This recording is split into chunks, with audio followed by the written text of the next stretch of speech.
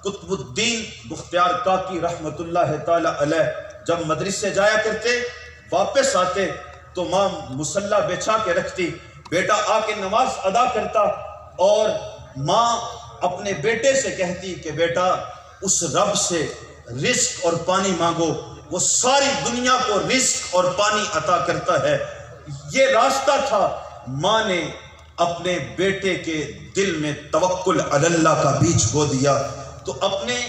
بچوں کی ضروریات کے مطابق ان کی ترجیحات اور پسندیدگی کے حوالے سے ان کو کھینچ کر اللہ اور اس کے رسول کی بارگاہ میں لے کر کے آئیں۔ آخر میں عرض کرنا چاہوں گا، مجھ سے قبل برادرم نے یہ شعر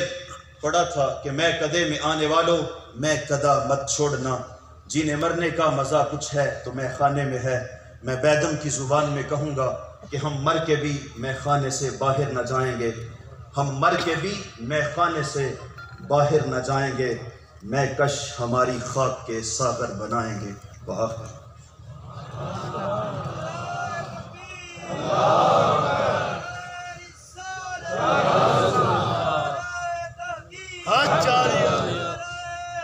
یا علی